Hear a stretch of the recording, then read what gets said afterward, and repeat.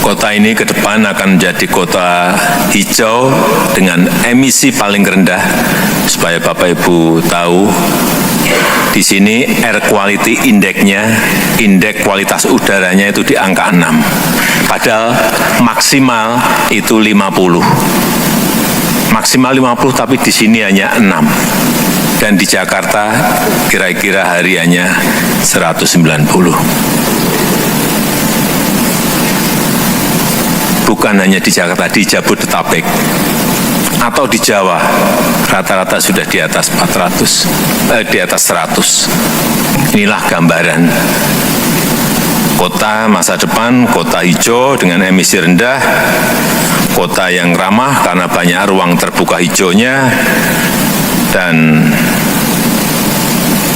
saya sering bercerita kalau pas dapat tamu Perdana Menteri atau Presiden dari negara lain, baik masuk ke Istana Bogor, baik masuk ke Istana Jakarta, atau saya terima di Yogyakarta, di Istana Yogyakarta,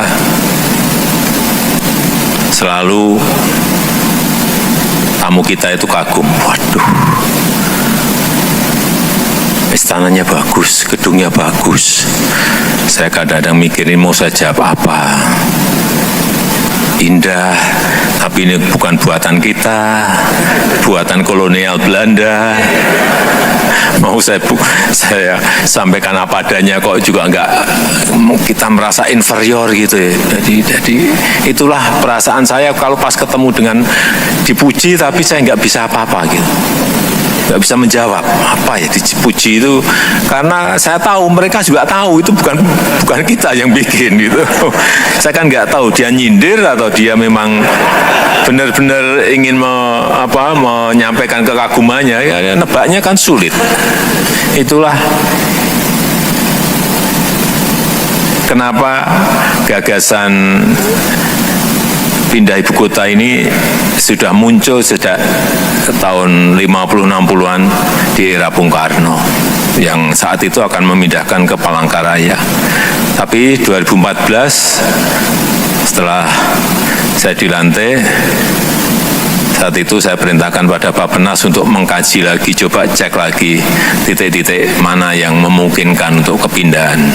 Dan selama 4 tahun, 5 tahun, kajian itu selesai, ada pilihan-pilihan di Palangkaraya, di Kalimantan Selatan, di Mamuju, kemudian di Kalimantan Timur, di IKN ini.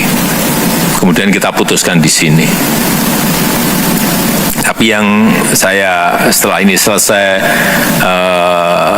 istananya, kemudian gedung Menko-nya juga hampir selesai. Saya senang bahwa yang mengerjakan 100% adalah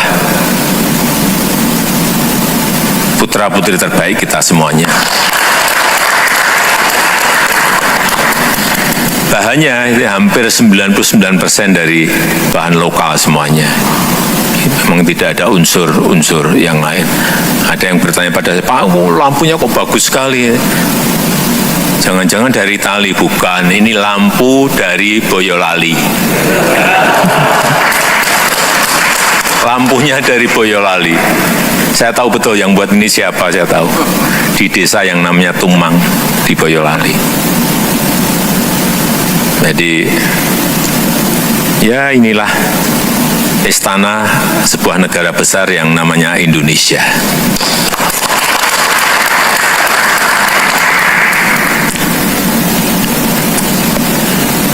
Kota yang dirancang dalam menancapkan tonggak peradaban Indonesia nanti di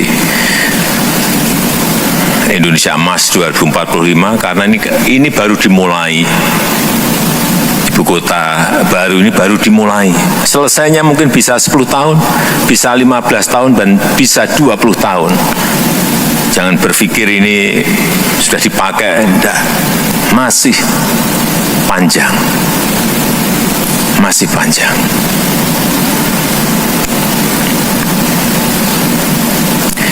Tapi ini memang dirancang sejak awal, tidak hanya untuk mewujudkan pembangunan memperlihatkan peradaban baru kita, baik dalam pola pikir, dalam semangat kerja, dengan cara-cara kerja baru, tapi juga memfasilitasi kebersamaan dan kerjasama.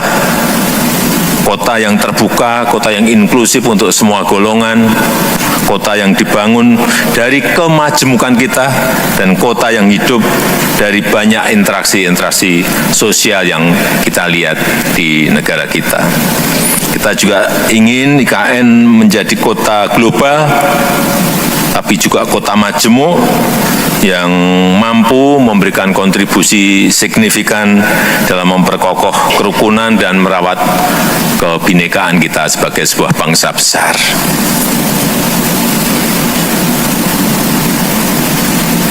Karena kita tahu dunia sekarang ini sedang tidak baik-baik saja, banyak konflik muncul beberapa tahun belakangan ini yang berkepanjangan, juga perang yang bergulir di belahan dunia.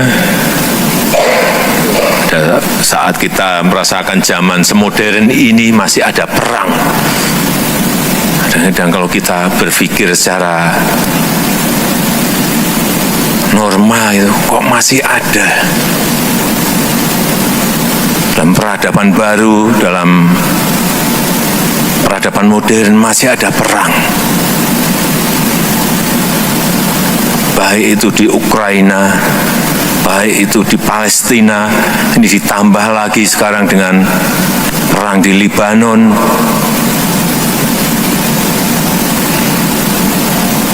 Sehingga membuat yang namanya persatuan, yang namanya kerukunan, yang namanya toleransi itu merupakan hal yang sangat berharga, sangat bernilai tinggi di negara manapun. Dan kita patut bersyukur di Indonesia nilai-nilai tersebut, kerukunan, toleransi, persatuan masih bisa terawat dengan sangat baik. Ini juga berkat kontribusi besar Bapak Ibu sekalian yang hadir di sini. FKUB, Asosiasi FKUB, yang ini adalah warisan berharga bangsa kita yang terus harus kita upayakan bersama, baik dengan mengedepankan dialog, baik dengan menanamkan rasa toleransi sejak dini, serta memupuk nilai-nilai moderasi beragama.